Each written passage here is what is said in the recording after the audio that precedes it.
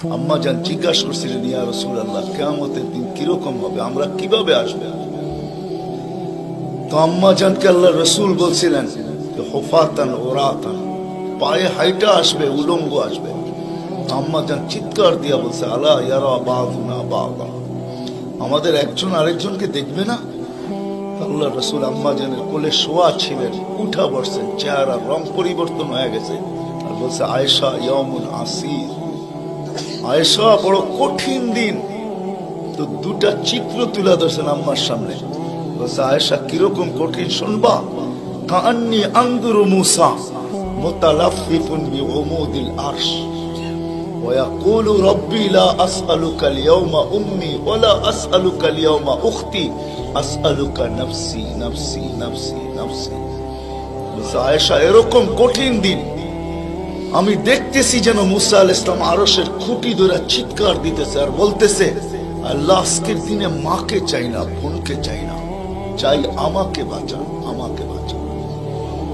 কালিমুল্লাহ, যার কিতাবটা আল্লাহ নিজের হাতে লেখছে, কাতাবাত তাওরাত বিয়াদি, যার কিতাব আল্লাহ নিজের হাতে লেখা দিয়েছেন, কালিমুল্লাহ যিনি, আল্লাহর সাথে যিনি কথা বলতেন, যার উপাধি কালিমুল্লাহ।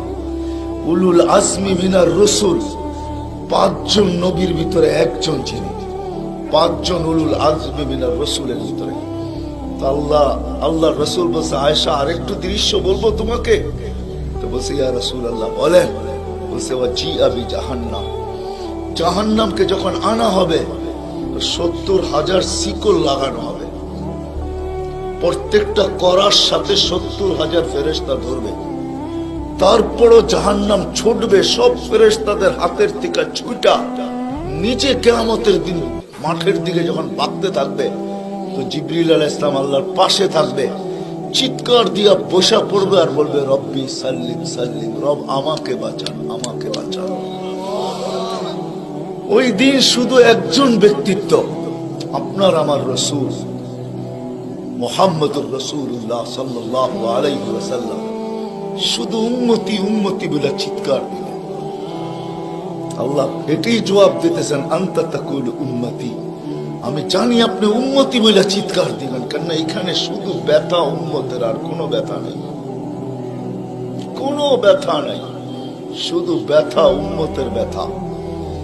এমন এক ব্যথা দিলের ভিতরে ছিল, তো বলছে আপনি উম্মতি বলে চিৎকার দিবেন, আমি বলবো রহমতি রহমতি, 99 রহমত রাখা আছে, সালতো তা, ওই দিন আপনি চাবেন আমি দিব, সাফি তুসাফা, আপনি সুপারিশ করবেন আমি মঞ্জুর করব।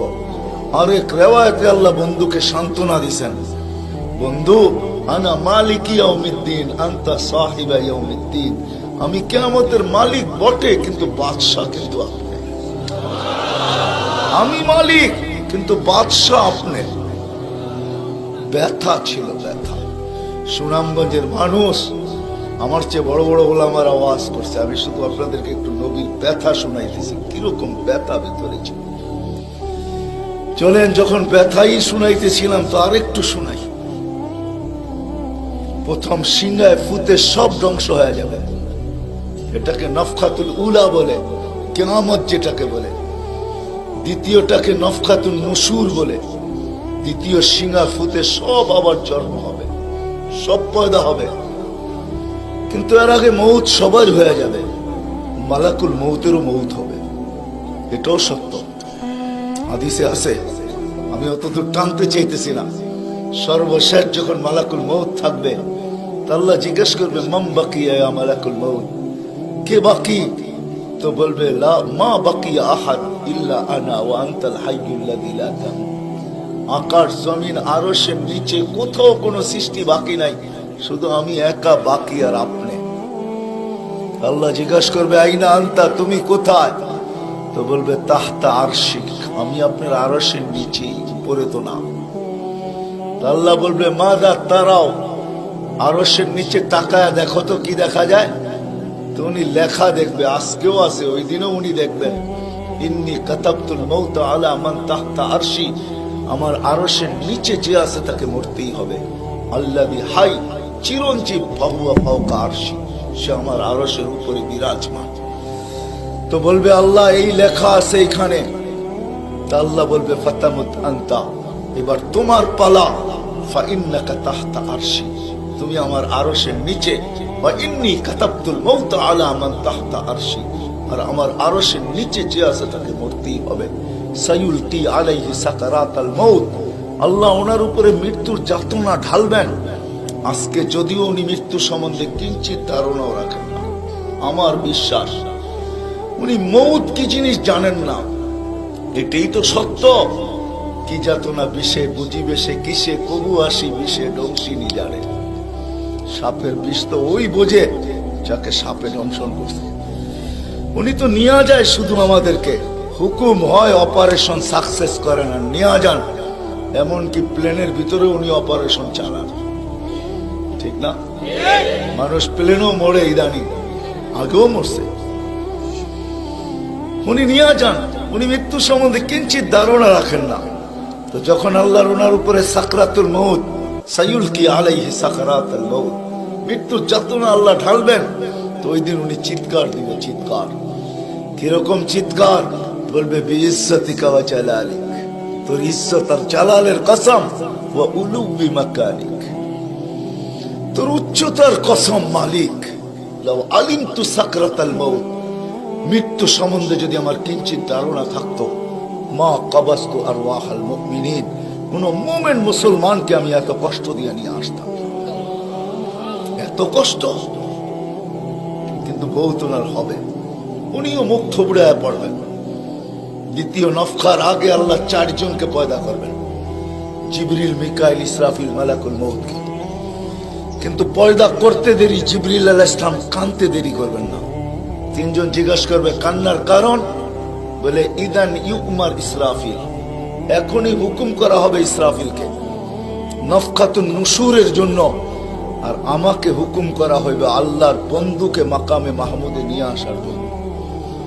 কিন্তু আমি আমার মৃত্যুর পরে ভুলে গেছি উনার কবর কোথায়। তো 3 জন বলবে সহজ সমাধান, ফাসআলিল আরদা, তুমি জমিনকে জিজ্ঞাসা করো। তো জিবরিল আলাইহিস সালাম জমিনকে জিজ্ঞাসা করবে আইনা কবরা হাবিবার রহমান, আল্লাহর বন্ধুর রওজা কোথায়? তো জমিন উত্তর দিবে কদ দাক্কানি আল্লাহু দাক্কা ফানাসিত, প্রথম সিংহায় ফুতে আল্লাহ আমাকে এরকম ধুনা ধুনছে, এরকম ছানা ছানছে। ছানা বোঝেন? ধুনা বোঝেন? এরকম ধুনা ধুনছে, ফানাসিত, আমিও ভুলে গেছি কোথায় রাখছি। এটা মাঝে মাঝে আমাদের সাথেও ঘটে। টুপি যাবে খোঁজে সারা ঘরে, ঠিক না? সারা ঘর মাথায় উঠায় ফেলে, হঠাৎ পকেটে হাত দিয়া দেখে টুপি আর জিব্বাটা কামড় দিয়ে বেরিয়ে চলে যায়, ঠিক না? নাহলে তো ঘরালার আবার এর মাথা খারাপ করবে, ঠিক না? আমাদেরও ঘটে, জমিনও ভুলে যাবে। ওই দিন আল্লাহ রসুলের কবর থেকে নূর বাহির হবে, নূর, নূর, নূর, নূর, হাত্তা ইয়াসাদ আরশার রহমান, আল্লাহর আরশ পর্যন্ত পৌঁছবে। আজকে বাহির হয় না, আজকে বাহির হলে দুনিয়া দুনিয়া থাকবে না, শেষ। আজকে সুযোগ নাই, ওই দিন বাহির হবে। জিবরিল আলাইহিস সালামকে হুকুম করা হবে নিয়ে আসো মাকামে মাহমুদে, নিয়ে আস, যাবে। পরেরটা হইল সুনামগঞ্জের মানুষ বুঝার, যদি ভিতরে দিল থাকে তাহলে বুঝবেন, নাহলে বুঝবেন না। উনি যাবে, পর মারবে পর, আর বলবে তুমি হাবিব আর রহমান, আল্লাহর বন্ধু ওঠেন। তো আল্লাহর রসুল উঠবে, হাদিসের শব্দ ওয়াহুয়া ইয়াকুম ওয়া ইয়াবকি ওয়া ইয়াকুল, উঠবে কিন্তু কানতে কানতে উঠবে, আর বলতে বলতে উঠবে জিবরিল আইনা উম্মতি, আইনা উম্মতি, আইনা উম্মতি, আইনা।